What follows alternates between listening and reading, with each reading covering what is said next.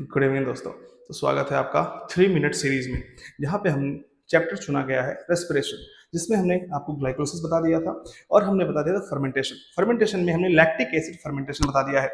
आपको पता है जो पायरुविक एसिड है वो अगर साइटोप्लाज्म में रह गया, ऑक्सीजन नहीं मिला, एनारोबिक रेस्पिरेशन करा, उसको फर्मेंटेशन बोलते हैं। तो अगर वो दो तरह का होता है, एक तो लैक्टिक एसिड फर्मेंटेशन जिसमें लैक्टिक एसिड बनता है, एक होता है एल्कोहलिक। हाँ बाबू सही सुना, दारू वाला फर्मेंटेशन जहाँ पे एल्कोहल बनता है।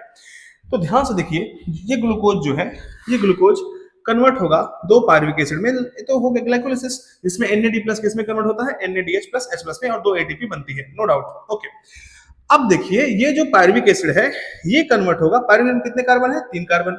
ये यहाँ पे दो एंजाइम यूज होंगे। पहला एंजाइम है एल्कोहल डिहाइड्रोजनेज। ये एंजाइम जब यूज होगा तो इथेनॉल बना देगा, C2H5OH, 2 कार्बन वाला कंपाउंड जो इथेनॉल, जिसे हम कहते हैं दारू। ठीक है, ये बन गया एकदम शुद्ध देसी दारू। अब देखो एक कार्बन जो बचा है, 3 था ना, तो 3 होना चाहिए। एक कार्बन को हटाने के लिए, कार्बन डाइऑक्साइड को रिलीज करने के लिए पायरुवेट डीकार्बोक्सिलेज लगेगा। तो दो एंजाइम यहाँ पे लगेंगे, पहला एल्कोहलिक डिहाइड्रोजनेज और दूसरा पायरुवेट डीकार्बोक्सिलेज। डीकार्बोक्सिलेज मतलब पायरुवेट, मतलब पायरुविक एसिड से कार्बन डाइऑक्साइड को हटाना है। और यहाँ पे भी फिर वही होगा काम, NADH कन्वर्ट होगा NAD+ में, ताकि ये साइकिल फिर से चल सके। तो ये इंपॉर्टेंट है बाबू, बहुत लोग इग्नोर कर देते हैं इसको। तो यहाँ पे ये कहाँ होता है, इसके एग्जांपल आप कह सकते हैं बाबू ईस्ट। ये ईस्ट कराता है, बेसिकली कौन कराता है? ईस्ट। ठीक है, जो कि यूकैरियोट है।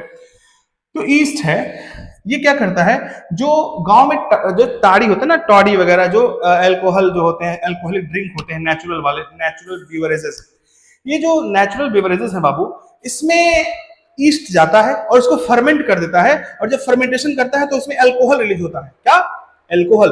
और जो अल्कोहल रिलीज होगा, इस अल्कोहल को, अब वो जो सैप है प्लांट का, उसमें अल्कोहल बन गया, तो थोड़ा पीने में मजा आ जाता होगा। ठीक है, तो कहते हैं in traditional drink like toddy, yeast perform this process to produce ethanol.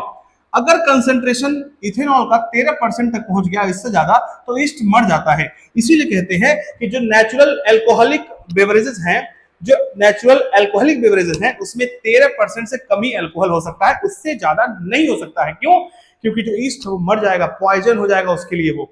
ठीक है, यहाँ पे फिर मैंने लिखा है कि जो NAD+ है वो फिर से प्रोड्यूस होगा। देखो NADH+ से क्या प्रोड्यूस हुआ? NAD+, ताकि फिर से साइटोप्लाज्म जा सके ये, और फिर से वो कन्वर्ट हो सके NADH में, ताकि ये जो प्रोसेस है फिर बार बार होता रहे। तो यहाँ पे इथेनॉल बन रहा है और CO2, और दो एंजाइम्स है, कहाँ हो रहा है? ईस्ट में बेसिकली होता है।